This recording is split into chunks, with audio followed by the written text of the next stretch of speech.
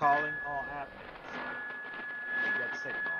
Tomwood 816 has set us in transmission. Please set any or all pocket portals in front of the learning screen.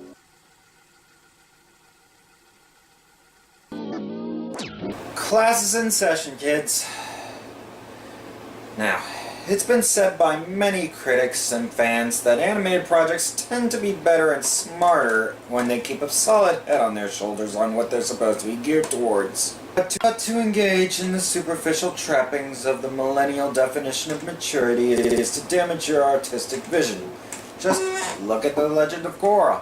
How the world showcased within its scenery evolves and changes with its 4 rows of 13 episodes is considered bold and brash, with each of its designated villains being more three-dimensional in their political beliefs than Ozai of Last Airbender, and Sozin considering his restrictions. But in terms of how Bright end up going too far with this vision of maturity... Can anyone tell me why main character Korra belongs in the trash? Alright, you there! What Tumblrina wouldn't be thrilled to have herself be the main character of a Saturday morning children's cartoon? Facile, narcissistic, self-pitying sociopaths who don't have to take any responsibility for anything they do, face no consequences for anything that they do, and need everybody else to get shit done for them? Art imitating life, eh? Oh my god!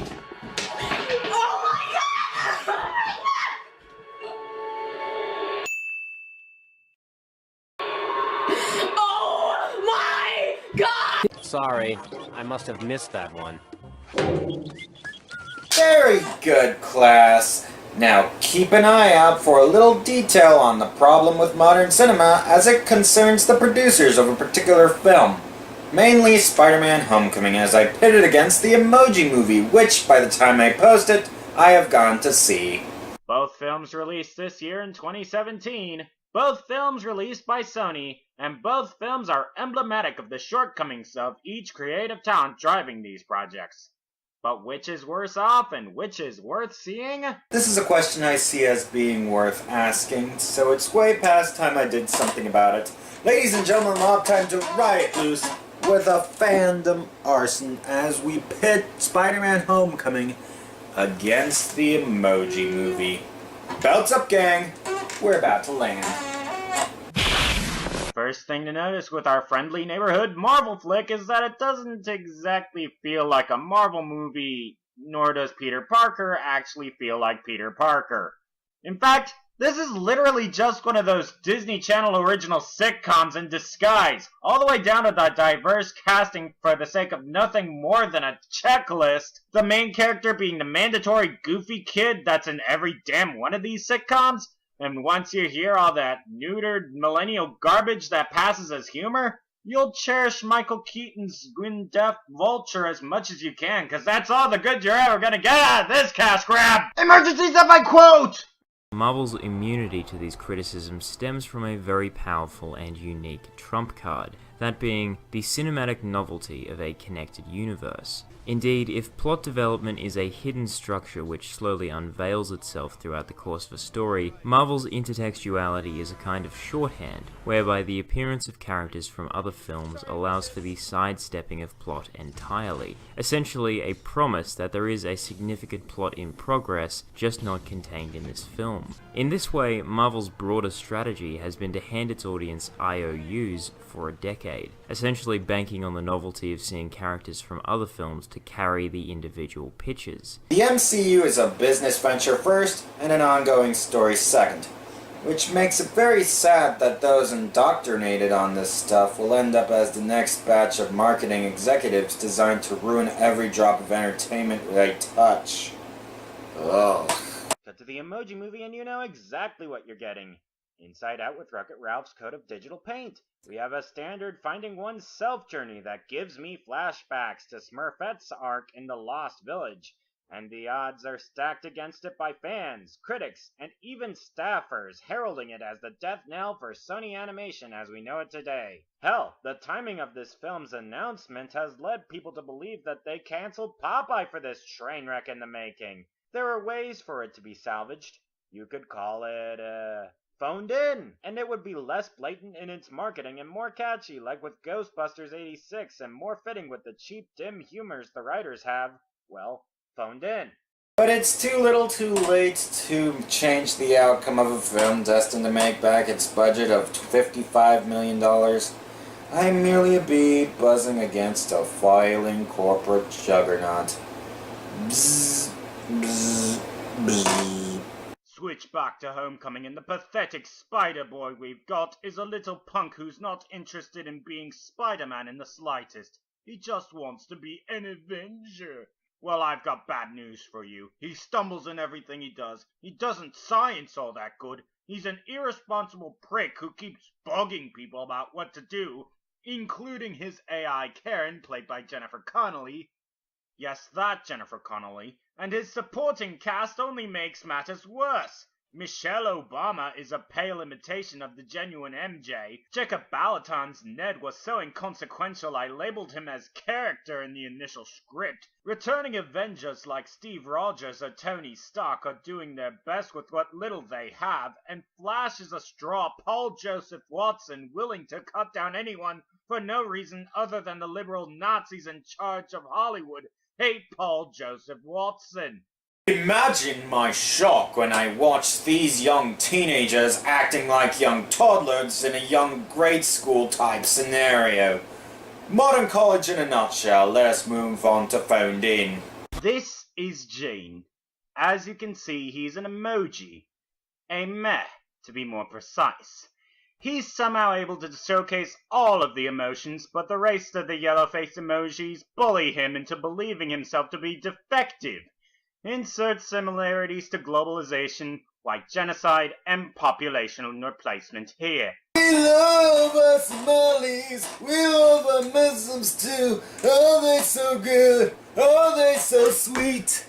He is accompanied by High Five, placed by James Corden, who is so bland and uninteresting I know a guy who legitimately called him James Comey, not that one. Pound symbol, Drain the Swamp. The only relatively interesting character here is Jailbreak, who's supposed to be the stand-in for those kind of folks who hack their phones. She's the forced love interest, what with the wild style vibes I'm getting from her. Alex seems like a pretty good dude to put into the role of Riley, Bonnie, and Andy before him. Note to self, in honor of Kingdom Hearts being canon in Toy Story, get Andy and Bonnie looping. When we get to our villain, Maya Rudolph as Smiler, she seems to have this creepy menace of being attached to her main emotion too long, having dual meanings in popular culture, always smiling psychotically as the first ever emoji on the phone, making her more or less the Merkel model of leadership. Would have been called the Hillary model, but we showed her! The first time ever anywhere, the 45th President of the United States of America, Donald J. Trump.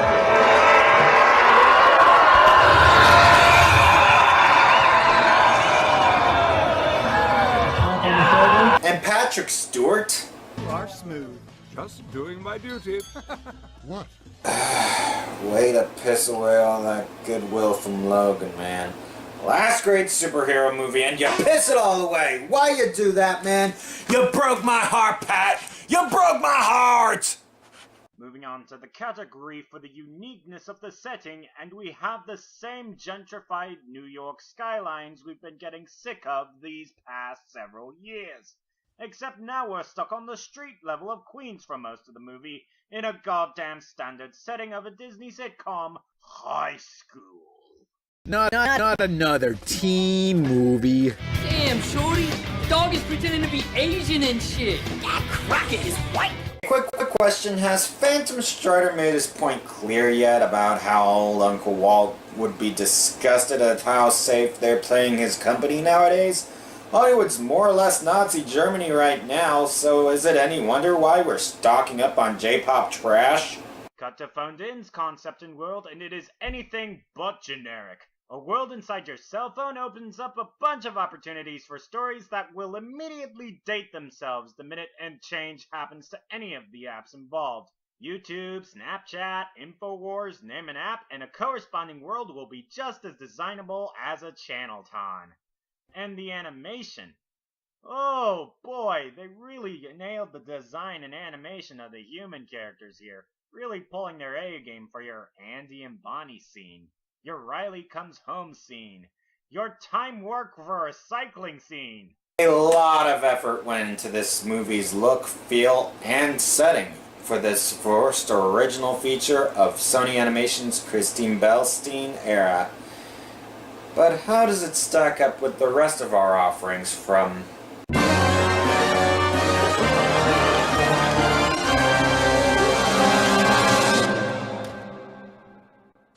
Come on, y'all know the order.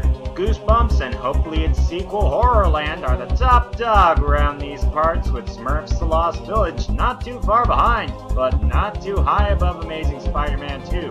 Pixels barely scrapes by with honesty towards itself as a cheap Adam Sandler comedy just like Ghostbusters Answer the Call, which, by hiding behind the feminazis, doesn't have such virtue. Just like the Disney Channel cinematic sitcom The Pathetic Spider Twerp, which is only better than Answer the Call in terms of its villains, but is ultimately dragged below Answer the Call by its pathetic cast that's worse than the new SJW team on Answer the Call, and more annoying in their mannerisms. If there's one edge I can give to Answer the Call, at least it's no longer the worst movie on this list. This leaves Phoned In to take second place prize from Smurfs The Lost Village on account on being a higher dose of originality. Wow, thanks a lot! I'd like to thank everyone in Cartown for helping me get all the things I needed. And Outback Al. Screw you! Red-pilled audiences have really skyrocketed in the past year and a half, knocking away the globalist cult of death and their Tumblr-ized puppets. The failure of Homecoming was Phase 1. Phase 2, on the other hand, is why we need you to see the Emoji movie for Phase 3 to come in.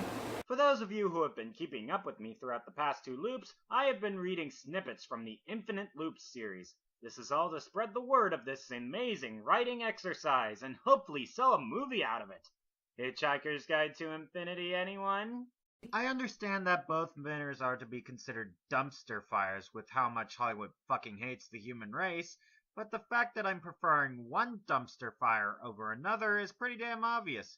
One is to write snips for the Infinite Loops project on space battles, as previously stated, but another one is to ensure more of these franchise movies get off the ground. No brand left behind,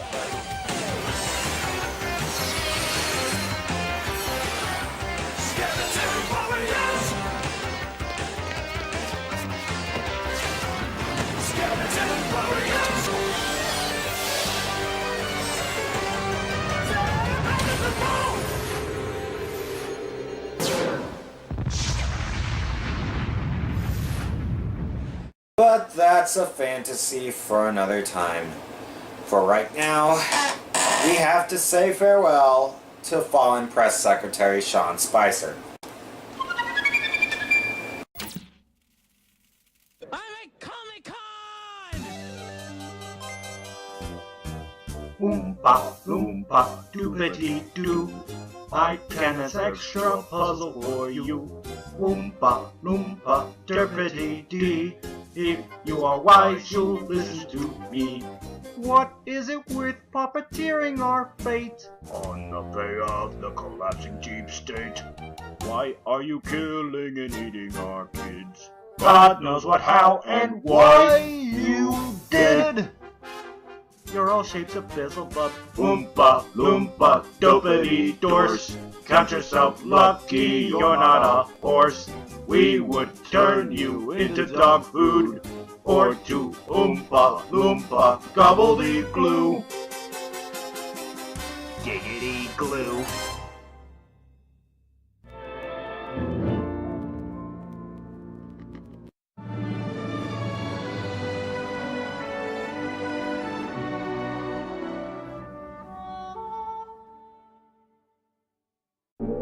Don't forget to subscribe to the official Fandom Arson YouTube channel.